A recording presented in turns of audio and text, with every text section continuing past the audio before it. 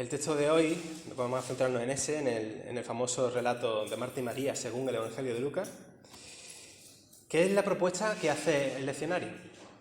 Esta semana han circulado en las redes sociales, pues precisamente como toca este texto, la iglesia que seguimos el leccionario, pues habían algunos comentarios, como el de Fray Marcos, Pagola y alguno más, que me han permitido también pues contrastar lo que yo traía preparado para hoy y perfilar también algunos detalles de la predicación.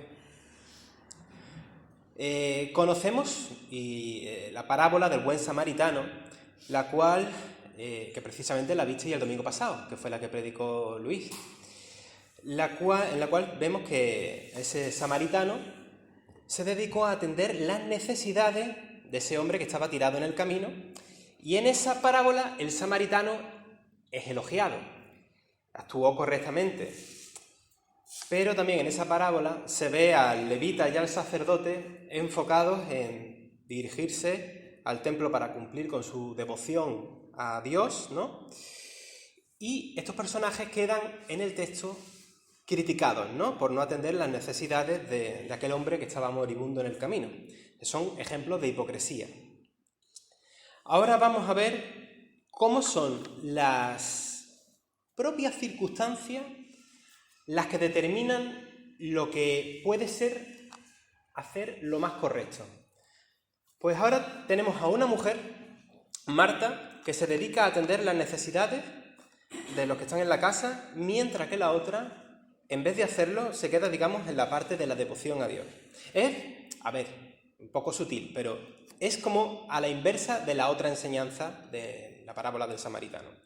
Ambos relatos, la parábola del samaritano, como digo, y esta narración de lo que ocurre en la casa de Marta y María, son dos relatos que aparecen seguidos. Están en el texto seguidos en Lucas. Y esto no es casualidad, esto es para hacer un contraste. Hemos visto una situación y ahora vamos a ver otra situación. Y hombre, es evidente que en el caso de ahora, de la casa de Marta y María, pues aquí no hay ningún hombre moribundo al que haya que socorrer, ¿no? En ese sentido, vale, de acuerdo, no hay parangón entre una situación y otra, pero sí que hay, como digo, un contraste. Y que invita, como digo, a que según las circunstancias, así debamos actuar. Como dice el capítulo 3 de Eclesiastés, hay un tiempo para una cosa y hay otro tiempo para hacer la otra, ¿no? Hay un dicho, ¿no?, que se dice que el sentido común es el menos común de los sentidos. Pues yo creo que un poquito a grandes rasgos el texto de hoy va un poquito por ahí. Los cristianos necesitamos la iluminación del Espíritu Santo para actuar en nuestro día a día, especialmente en situaciones complejas, difíciles. Pero igualmente Dios nos ha dado el sentido común. Y el sentido común no por eso va a ser menos espiritual, por la manera que nosotros tenemos muchas veces de entenderlo. Bueno, en esta historia, en esta casa, hay un detalle que puede llamar la atención. Hay un gran ausente, ¿verdad? ¿Nos parece? Falta alguien. Es verdad que se omite, no se menciona a los discípulos, ¿de acuerdo? Si vamos viendo la inercia del texto, parece como que están allí, pero tampoco se mencionan. Pero hay otro ausente, ¿verdad? Algunos me habéis movido la cabeza y falta Lázaro, que vivía allí, ¿no? Que era, según el Evangelio de Juan, era el hermano de estas dos mujeres. No se le menciona, es un detalle curioso. No está. O si está, el evangelista lo calla, no dice nada. Bueno, llegan a una aldea. Lucas no lo dice, pero presumiblemente por otros evangelios es Betania. Y Marta, esta mujer, sale a recibir a Jesús. Es el primer versículo que encontramos, si no recuerdo mal. Marta sale a recibirlo. Como también es ella la que sale a recibirlo, va al encuentro de Jesús cuando su hermano muere, mientras su hermana María se queda en la casa. En el otro texto, en el del Evangelio de Juan 11:20. Ella en ambos casos es la que sale a recibir a Jesús. Antes de hacer juicio precipitado sobre Marta, que es la costumbre, conviene tener en cuenta esta actitud. Ella está dispuesta a recibir al Señor en las buenas, como en esta situación, que son buenas, que todo va bien, y en momentos tan malos como es luego la muerte de su hermano. En ambas situaciones, ella acude a recibir al Señor. Ella sabe muy bien a quién tiene delante, sabe a quién está recibiendo para que entre en su casa.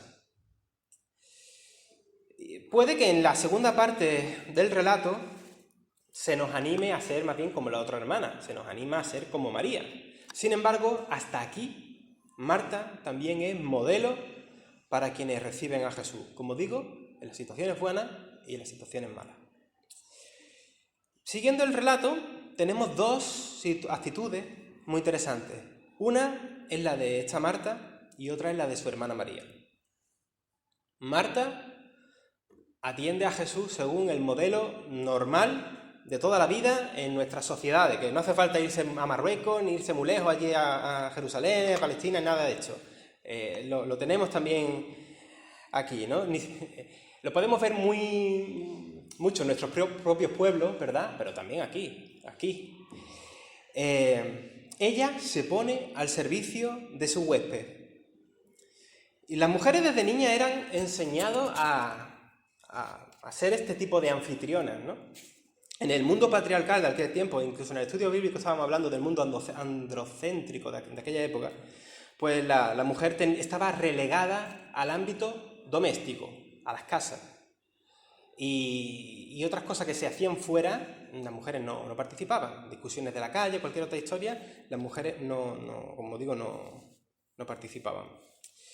Y esto es una cuestión que se reconoce incluso en los manuales de usos bíblicos, sí, como más conservadorcetes, también aparece, ¿no? Que no es una cosa que yo me estoy inventando. Pero aquí pasa algo muy loco. Algo insólito. María, otra mujer, se queda sentada a los pies de Jesús para escuchar su palabra. Y ya lo hemos dicho muchas veces, el evangelista remarca o se preocupa de que aparezca esa expresión, sentada a los pies de Jesús. Y estos son detalles que, digamos que a lo largo de los siglos de la historia del cristianismo, desde que el cristianismo saltó ya a nuestro mundo occidental, helenizado, el del Imperio Romano, digamos, no allí, sino en el mundo griego, ¿no? Esto ha pasado desapercibido, ¿no? No se ha reparado mucho en esto, pero esto es, en el mundo judío esto sonaba transgresor a rabiar. Y, sin embargo, como digo, nosotros llevamos siglos que a lo que no se ha prestado esto mucha atención. Pasa desapercibido. Estar sentado a los pies del maestro es la actitud de un discípulo ante un rabí, ante un maestro. Pero la costumbre social de aquel tiempo, social y religiosa, es que solo podían ser varones los que hacían esto, lo de sentarse ante un maestro. Pablo, el apóstol Pablo, usa esa misma expresión de estar sentado a los pies de Gamaliel en Hechos 22:3 para hablar de la instrucción religiosa que él ha recibido. Bueno, para que nos hagamos una idea, hay un dicho rabínico que dice: el que enseña la Torá, nada más y nada menos que la Torá, a una mujer enseña necedades, enseña tonterías. Bueno, hay otro que dice: mejor sería, estamos hablando de personas que tienen muy sacralizada la Torá, bueno, mejor sería que desapareciese en las llamas, en el fuego, la Torá, antes de ser entregada a una mujer. Hay otro más, para que nos hagamos una idea de cómo es el ambiente. Maldito el padre que enseña a su hija la Torá. Bueno, Jesús rompe no solo aquí, sino ya lo hemos visto en muchísimos textos, rompe con los convencionalismos patriarcales y religiosos de su tiempo, como también lo hace ahora. Dignifica el lugar de la mujer igualándola con el hombre en ese plano que le estaba vetado, no tenía ese derecho. ¿Y cuántos derechos y libertades dio Jesús a las mujeres que luego, por desgracia, en lo que se ha venido a llamar la Iglesia la Iglesia antigua, un poquito antes de la época de los padres de la Iglesia, ya estas cosas casi se habían olvidado. Y vuelta otra vez a cuestiones así desfavorables, por decirlo finamente, con las mujeres. Qué distinta hubiese sido la historia de la Iglesia, en todos estos siglos de historia de la Iglesia, si hubiésemos oído más a Jesús que a los convencionalismos sociales, religiosos. Bueno, Marta, en el relato, Marta servía a Jesús, y eso no es malo. No estamos aquí ni más ni menos que para servir a Jesús.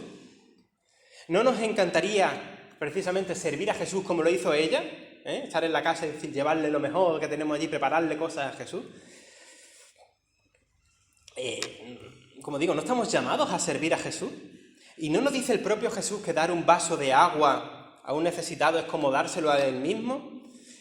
¿No hemos visto en los versículos anteriores de la semana pasada del relato del buen samaritano que antes que cumplir con requisitos religiosos o devocionales, o como queramos decirlo, hay que cumplir con el servicio? ¿No era ese el error del sacerdote y del levita en esa parábola? Pues yo creo que la respuesta es sentido común y discernimiento. En esta ocasión podemos ver que Marta, pues bien podía o esperar, o bien no era necesario afanarse tanto, ¿no? La gente de Oriente Medio, como decía antes, como todos nuestros pueblos del Mediterráneo, pues muy apretado. Y no te ponen un café con una magdalena cuando llega, es que te saca lo mejor, ¿no? Es que está en su cultura el ofrecer lo mejor, ¿no? Lo mejor para su huésped. Y en ese momento se estaba dando una situación privilegiada. El maestro que permitía enseñar, o sea, que permitiera enseñanza de discipular a las mujeres, quería un tiempo relacional con aquellas, ¿no? Con ellas dos, ¿no? De enseñanza, de charla, de intimidad. Y Marta, que en realidad estaba haciendo algo bueno, tengamos esto presente, lo está haciendo bien para agradar a Jesús, se estaba perdiendo otra cosa. Se estaba perdiendo lo novedoso que estaba pasando allí. No me toca a mí deciros cuándo os toca ser como el samaritano o como Marta, teniendo esa solicitud de ayuda y servicio a otro, y cuándo toca ser como María para sentarse a escuchar la palabra de Dios, ¿no? Las situaciones lo determinan, el sentido común lo muestra. Y si el sentido común no es suficiente porque hay algo que nos nubla, ahí está el Espíritu Santo para guiarnos. Las narraciones de los acontecimientos mismos de nuestra vida, así como las mismas narraciones que tenemos aquí, las dos, nos ven que somos... Es lo que nos motiva a tomar una postura u otra, el momento, ¿no? Nos va a tocar a cada uno discernir según el momento, qué es lo que tenemos que hacer. Y esto lo sabemos, mucha gente en las iglesias van a no pensar para que les diga cómo tienen que actuar en determinadas circunstancias. Lo que diga el predicador, lo que diga el pastor, eso es lo que yo hago, que para eso es mi líder. Y si el líder, el pastor, el predicador, si el líder se equivoca, ya dará él cuentas a Dios, que yo simplemente tengo que hacerle caso a él. Yo le hago caso, pero si es una equivocación, yo ante Dios nada, es el predicador. Parecerá un disparate lo que estoy diciendo, pero con unas palabras muy parecidas me lo han dicho a mí.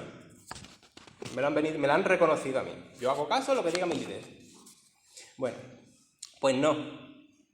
Te toca a ti, me toca a mí discernir cómo actuar en cada momento. La rigidez de estos sistemas legalistas y moralistas no sirven para la auténtica vida. Como dice el anglicano John Stott, creer es también pensar. Que nos toca ahí usar la cabeza, que es lo que se hace, ¿no? Y además que eso es evidente, ¿no? Bueno, en un momento de la narración, Marta, que se ve agobiada por lo que está haciendo, ya atropellada con todo lo que ella está cargándose a sí misma, reclama al Señor que su hermana está ahí sin hacer nada, que no se está ocupando de las tareas que le son asignadas por ser mujer tradicionalmente. ¿Qué hace ahí? Sentada a los pies del maestro como los hombres, ¿qué hace? que se venga a ayudarme.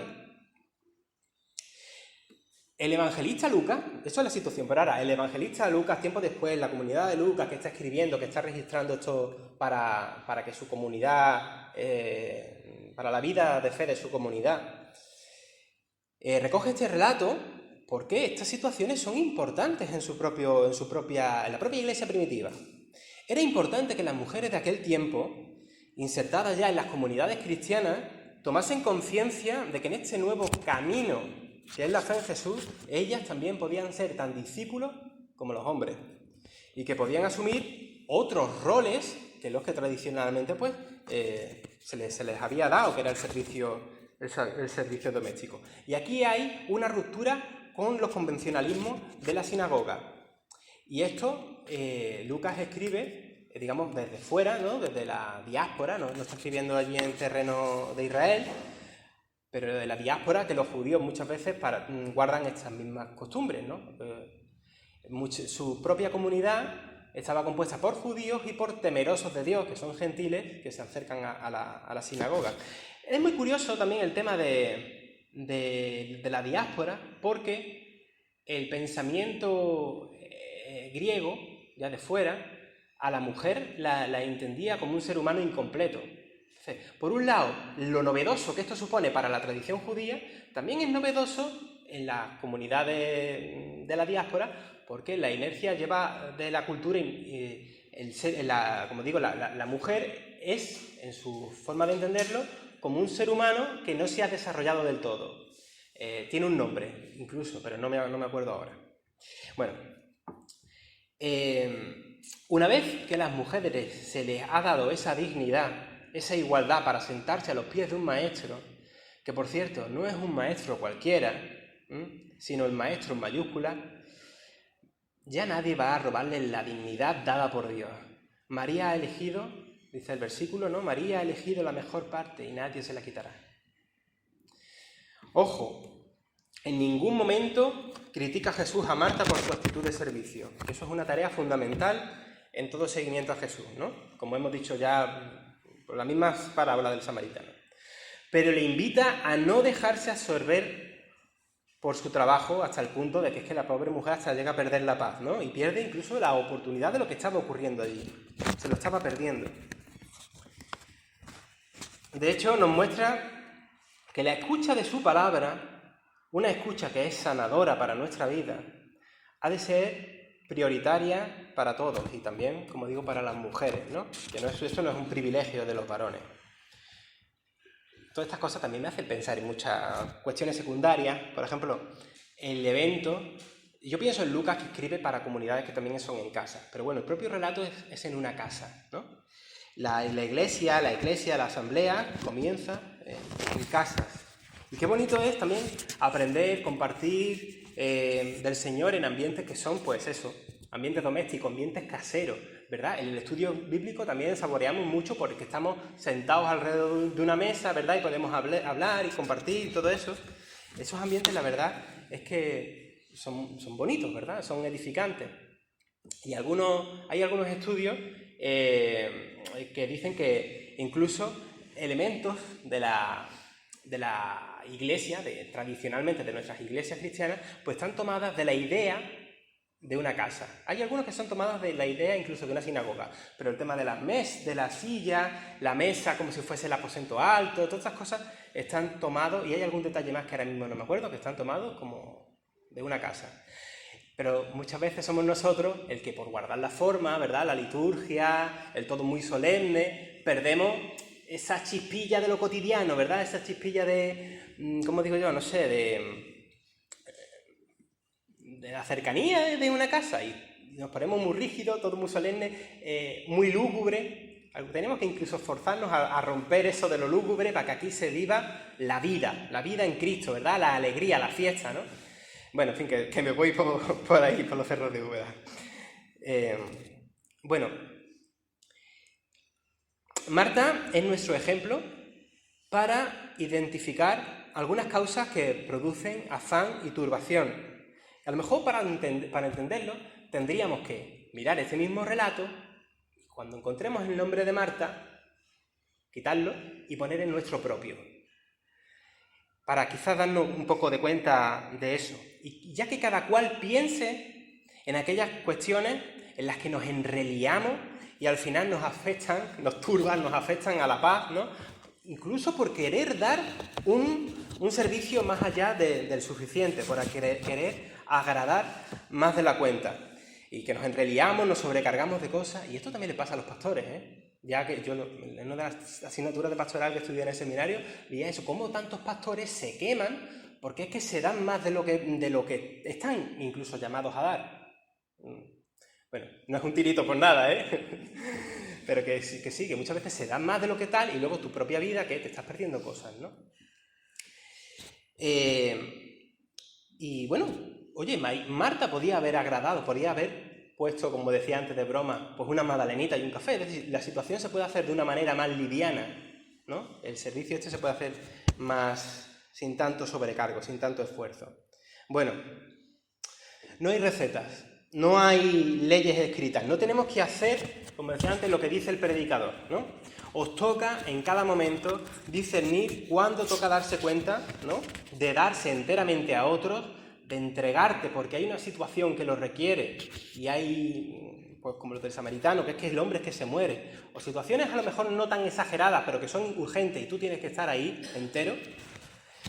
Y luego, pues cuando el servicio, tú puedes hacer un servicio pues más sencillo, sin darte tanto. Y esto es muy interesante para la gente nuestra del Mediterráneo y de Andalucía, ¿no? Bueno, espero haberme sabido explicar. Tenemos que estar atentos a los convencionalismos sociales y religiosos que también hoy Dios los quita de en medio. Hay muchas cosas que Dios está quitando de en medio. Nos toca frenar, parar un poco lo que se espera de nosotros según las propias costumbres y fijarnos en qué es lo que al sentarnos a los pies de Jesús podemos ver como innecesario y hasta como incluso dañino.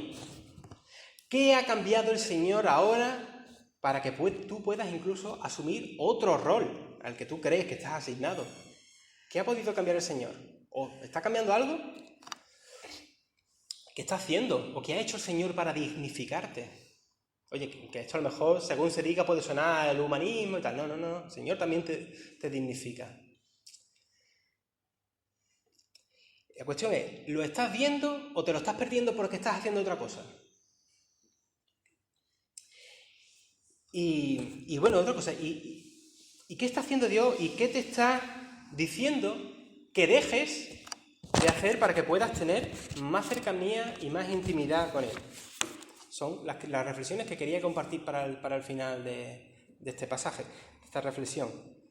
Hace ya un par de años, creo, o el año pasado, me parece que me tocó predicar del mismo texto y le di otro enfoque, porque la verdad que el texto siempre, ¿verdad? Tú acudes al texto y te puede hablar